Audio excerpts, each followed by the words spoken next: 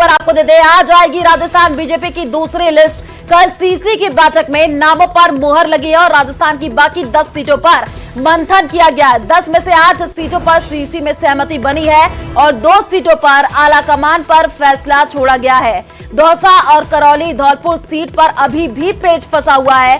5 से 6 सीटों पर महिलाओं को टिकट मिल सकता है। और ज्यादा जानकारी के लिए संवाददाता लखवीर हमारे साथ जुड़ चुके हैं। लखवीर, राजस्थान बीजेपी की दूसरी लिस्ट का इंतजार किया जा रहा है और ये कहा जा रहा है कि 5 से 6 सीटों पर महिलाओं को भी टिकट दिया जाएगा। फिलहाल आपके पास क्या जानकारी?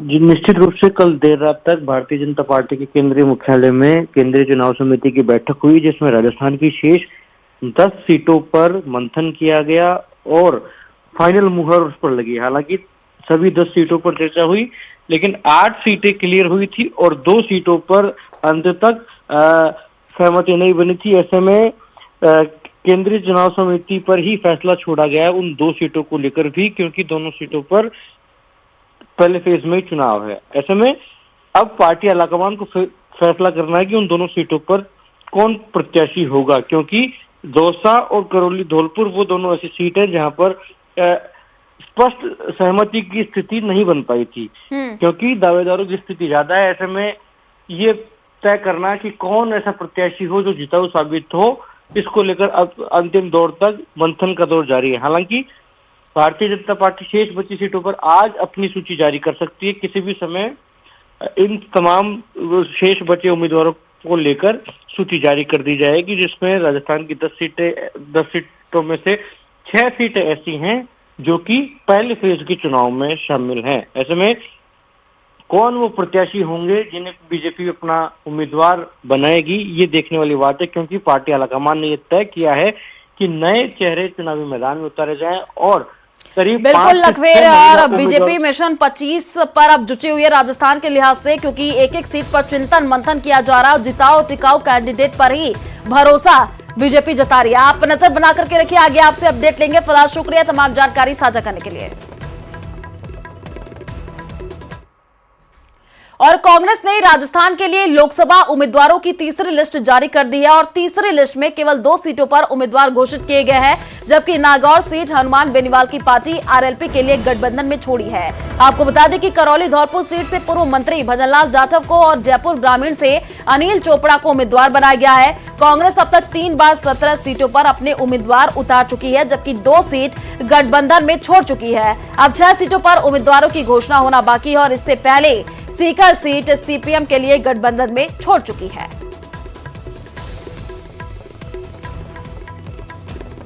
तो नागौर सीट आरएलपी के लिए छोड़ी गई है और न्यूज 18 राजस्थान में सबसे पहले ये नाम बताए थे। अभी भी हम आपको टीवी स्क्रीन पर ग्राफिक्स के जरिए वो नाम बता रहे हैं जो कि ऐलान किए गए हैं।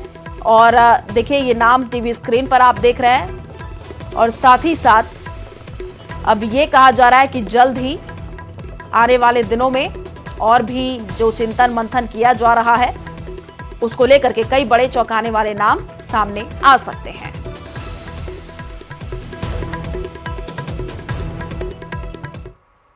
झुंझुनू से बड़ी खबर सामने आ रही है। चुनाव ड्यूटी में लापरवाही पर एक्शन। आपको बता दें कि एक कार्मिक को निलंबित किया गया है और 2 बार अनुपस्थिति मिलने पर एक्शन लिया गया है। प्रभारी पवन वर्मा को निलंबित किया गया है। तो इस वक्त की ये बड़ी जानकारी झुंझुनू से, जहां पर चुनाव ड्यूटी में लापरवाही पर एक्शन देखने को मिला है। प्रभारी पवन वर्मा को निलंबित किया गया है।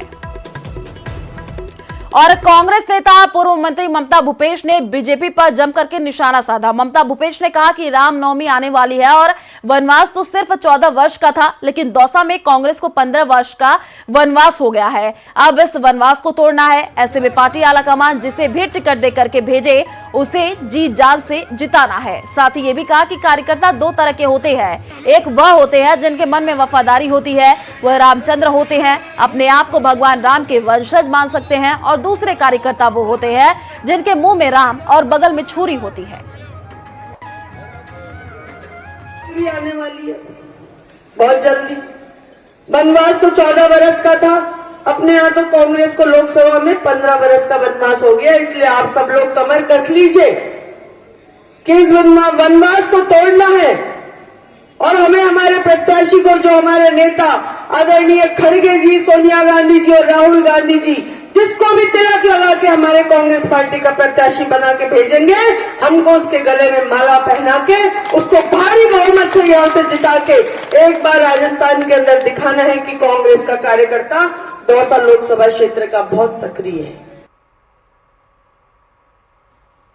और कोटपुतली के बांसुर से बड़ी खबर, जहां पर मेवात गैंग के 2 मेंबर अरेस्ट किए गए हैं। पुलिस ने मेवात गैंग का पर्दाफाश किया है और पुलिस ने गैंग के 2 सदस्यों को गिरफ्तार कर लिया है। गैंग के अरशद और शब्बीर को पुलिस ने पकड़ा है। दोनों पर 100 से ज्यादा मामले दर्ज है। पुलिस पर फायरिंग मामले में ये फरार चल रहे थे। तो उस वक्त की ये बड़ी जानकारी कोटपुतली के बांसुर से, जहां पर मेवात गैंग के 2 मेंबर अरेस्ट कर लिए गए और दोनों पर 100 से ज्यादा मामले दर्ज है। पुलिस पर फायरिंग मामले में ये फरार चल रहे थे। अब ये पुलिस को बड़ी सफलता हाथ लगी है। आपको बता दें कि मेवात गैंग का पर्दाफाश पुलिस ने किया है। तो मेवात गैंग के 2 मेंबर अरेस्ट कर लिए गए हैं। पुलिस ने गैंग के 2 सदस्यों को गिरफ्तार कर लिया है। इनसे पूछताछ की जा रही है ताकि आने वाले दिनों में गैंग में और जो भी लोग शामिल हैं उनके बारे में पता लगाया जा सके। तो दोनों पर, जिनको अभी अरेस्ट किया गया है, 100 से ज्यादा मामले दर्ज हैं। इस वक्त की ये बड़ी जानकारी। पुलिस पर फायरिंग मामले में ये फरार चल रहे थे और पुलिस को ये बड़ी सफलता हाथ लगी है। पुलिस ने मेवात गैंग का पर्दाफाश किया है। तो मेवात गैंग के जो 2 मेंबर हैं वो अरेस्ट कर लिए गए हैं। ज्यादा जानकारी के लिए संवाददाता राजेंद्र हमारे साथ फोन लाइन पर जुड़ चुके हैं। राजेंद्र, 2 सदस्यों को गिरफ्तार कर लिया गया है, अब इनसे पूछताछ की जा रही है। फिलहाल क्या जानकारी कुछ अभी पता चल पाया है? इन्होंने कोई और नाम बताया, क्योंकि गैंग में काफी लोग शामिल होते हैं। जी, बानसूर के इलाके के जो है बांसदयाल थाना पुलिस के द्वारा ये कार्रवाई की गई है, जहां पर मेवात गैंग के 2 बदमाश हैं असरत और शब्बीर सिंह को उनको गिरफ्तार किया है। आरोपियों की जो गैंग है वो मेवात गैंग के नाम से प्रसिद्ध है और मेवात के इलाके में गो तस्करी के अलावा जो टकलूबाजी और जो लोगों को एक्सटॉर्शन की जो घटनाएं होती हैं, ठगी, ऑनलाइन ठगी, इस तरीके की कई जो वारदातें हैं, उन वारदातों को अंजाम देती है। गैंग के 2 बदमाशों को गिरफ्तार करके पुलिस अभी जुटाने में कोशिश जुटेगी। यहाँ आसपास इनकी गैंग के कितने सदस्य सक्रिय हैं या हरियाणा से आकर के मेवात के इलाके से आकर यहाँ वारदातों को अंजाम दे करके फरार होते हैं। तो ठीक है, आप इस पूरे खबर पर नजर बना करके रखिए। फिलहाल शुक्रिया तमाम जानकारी साझा करने के लिए। और लोकसभा के सियासी समर में बीजेपी और कांग्रेस दोनों ही पार्टियां जीत के लिए दम भर रही हैं। कांग्रेस जहां जीत के लिए कुछ भी करने को तैयार है, तो वहीं बीजेपी सबसे छोटे स्तर से भी सबसे बड़ी रणनीति बना रही है। देखिए रिपोर्ट।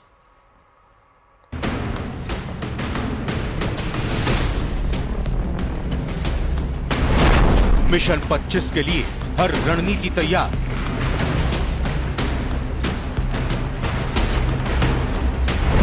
एनडीए 400 पार का नारा होगा साकार।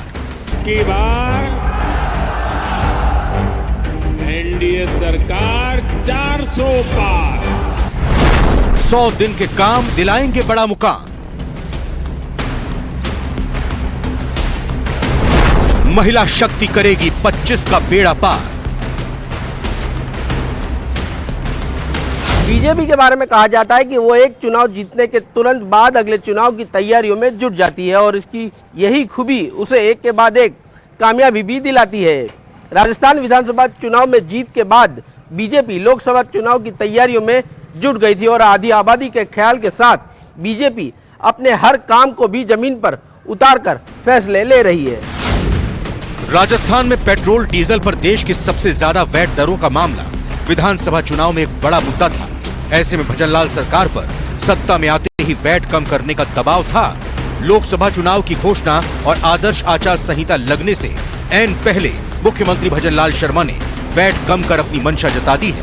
वहीं दूसरी ओर ईआरसीपी और यमुना जल समझौते को फाइनल कर प्रदेश के पूर्वी हिस्से की सिंचाई और पीने के पानी की समस्या का समाधान किया है। अपराध से लगातार 2-4 हो रहे प्रदेश में एंटी गैंगस्टर टास्क फोर्स का गठन भी मौजूदा सरकार ने किया है। वहीं पेपर लीक माफिया के खिलाफ एसआईटी का गठन और कार्रवाई में तेजी लाकर युवाओं को साधने की कोशिश की है। प्रदेश के 8 लाख सरकारी कर्मचारियों के डीए में केंद्र की ही तरह 4% की बढ़ोतरी कर्मचारियों में पैठ बनाने की दिशा में एक बड़ा कदम है। सबसे पहले हमारी सरकार ने पानी की व्यवस्था की है और वो आप देख रहे हैं।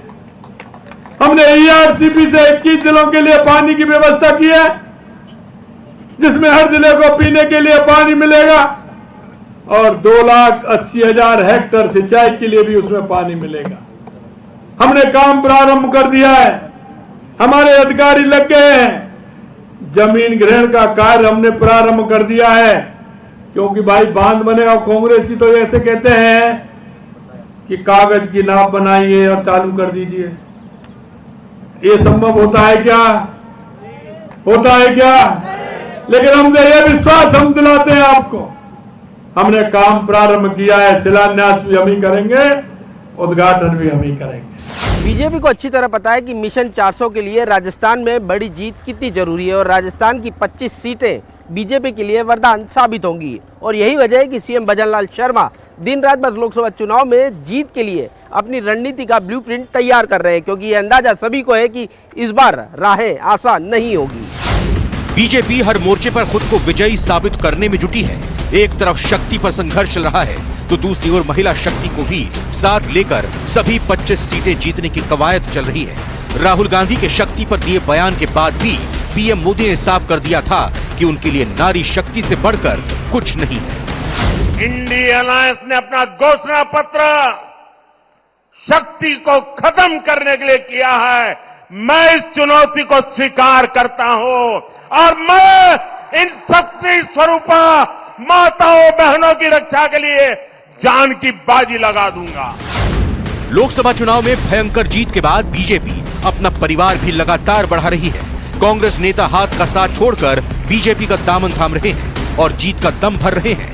जोधपुर में कांग्रेस के कई दिग्गज पार्टी में शामिल हुए, जिसमें पहला नाम राजपूत समाज से जुड़े कांग्रेस नेता हनुमान सिंह का था, तो दूसरे नेता पप्पू रामडारा को जो बिश्नोई समाज से आते हैं, वहीं कांग्रेस नेता गोपाल सिंह इडवा ने भी बीजेपी ज्वाइन कर ली है। राम भगत था और मेरे को जब राम मंदिर का उद्घाटन हुआ तो तब मोदी जी ने मुझे याद किया। मैं राम मंदिर गया था। कांग्रेस की विचारधारा राम से दूर है, इसलिए मैंने राम भगत था, इसलिए राम भगत पार्टी ज्वाइन कर ली। और क्या, कांग्रेस में जो खून पसीना बहाने वाले कार्यकर्ता, पार्टी के प्रति वफादारी से काम करने वाले कार्यकर्ताओं की अब वो वैल्यू नहीं रही है, वो उनका कोई जगह नहीं रही है। सीएम बनने के बाद भजनलाल शर्मा सिर्फ सरकार की कमान नहीं संभाल रहे, बल्कि मंझे हुए नेता की तरह राजस्थान में बीजेपी के ट्रबल शूटर की भूमिका में भी नजर आ रहे हैं। जोधपुर से बीजेपी प्रत्याशी और केंद्रीय मंत्री गजेंद्र सिंह शेखावत, बाड़मेर से उम्मीदवार और केंद्रीय कृषि राज्य मंत्री कैलाश चौधरी, चित्तौड़गढ़ से प्रत्याशी और राजस्थान बीजेपी अध्यक्ष सीपी जोशी, अलवर से बीजेपी प्रत्याशी और केंद्रीय मंत्री भूपेंद्र यादव, नागौर से बीजेपी उम्मीदवार ज्योति मिर्धा। राजस्थान में भारतीय जनता पार्टी के लिए लोकसभा सीटों के ऐलान के साथ ही ये वो 5 चेहरे थे जिनके खिलाफ अपनों ने ही बगावत कर दी। कहीं बागियों ने चुनाव लड़ने का ऐलान कर दिया, तो कहीं निर्दलियों ने विरोध में ताल ठोक दी। बगावत की बात बढ़ी तो मोर्चा खुद मुख्यमंत्री भजनलाल शर्मा ने संभाला और सभी को मना भी लिया। सीएम भजनलाल शर्मा ने न सिर्फ बगावत खत्म की, बल्कि 5 की जीत तय करने के लिए ट्रम्प कार्ड भी चल दिया। भजनलाल शर्मा ने राजस्थान में बीजेपी को 25 सीटों पर चुनाव जिताने की पूरी कमान खुद संभाल रखी है। सिर्फ इतना ही नहीं, राजस्थान में अब 4 निर्दलीय विधायक भी बीजेपी के समर्थन में आ गए हैं। चित्तौड़गढ़ से एमएलए चंद्रभान आक्या, जीवाराम चौधरी, गणेश राज बंसल और ऋतु बनावत ने अपना समर्थन दिया है। जहां एक तरफ पूर्व सीएम अशोक गहलोत, पूर्व deputy CM Sachin Pilot, PCC chief Govind Singh Dotasra और नेता प्रतिपक्ष टीकाराम जूली जैसे प्रदेश कांग्रेस के दिग्गजों ने लोकसभा चुनाव लड़ने से कथित तौर पर किनारा कर लिया है, तो इन्होंने ही बीजेपी की जीत को और आसान कर दिया है। Bureau report, news 18 Rajasthan. और जयपुर ग्रामीण से बड़ी खबर, कार में बेहोश मिले युवक और युवती। चौमू पुलिस ने दोनों को अस्पताल पहुंचाया है। चिकित्सकों ने युवती को मृत घोषित किया है। आपको बता दें कि गंभीर हालत में युवक का इलाज जारी है। पुलिस ने मौके पर बुलाई एफएसएल की टीम। प्रेम प्रसंग के एंगल से अब पुलिस इस पूरे मामले की जांच पड़ताल कर रही है। तो चौमू पुलिस ने दोनों को अस्पताल पहुंचा दिया है। कार में बेहोश युवक और युवती मिले हैं। इस वक्त की ये बड़ी जानकारी आपको जयपुर ग्रामीण से दे रहे हैं, जहां पर चिकित्सकों ने युवती को मृत घोषित कर दिया और गंभीर हालत में युवक का इलाज जारी है। तो पुलिस ने मौके पर एफएसएल की टीम अब बुलाई है। इस पूरे मामले की जांच पड़ताल की जा रही है। जयपुर ग्रामीण से ये बड़ी जानकारी, जहां पर कार में बेहोश युवक और युवती मिले हैं। प्रेम प्रसंग का ये पूरा मामला हो सकता है, तो पुलिस अब इस एंगल से भी जांच पड़ताल कर रही है।